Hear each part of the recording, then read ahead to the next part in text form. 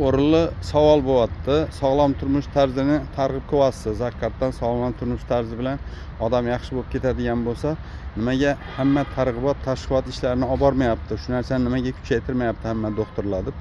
Hamma doktorlar kuchaytirish uchun, targ'ibot bo'lishi uchun sizlardan talab bo'lishi kerak. Sizlardan talab bo'lyaptiki, men sizlarga mana pashti 10 mingta odamga men buni beryapman, ko'rsatyapman. Talab yo'q. Bor yo'g'i 100 ta, 50 ta, 100 ta odam shug'ullanyapti. Qolgan 10 mingtadan qolgan 9900, 9800 odamning ichidan ham 4000, 5000 odam kasal, lekin ular boshqa talab qo'yapti.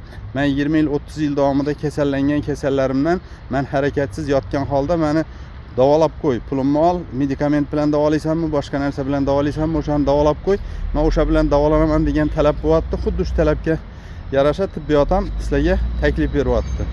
Bu qarz ikki qo'ldan chiqadi. Sog'lom turmush tarzini targ'ib qilamiz. Kanallarimizga, guruhlarimizga a'zo bo'linglar.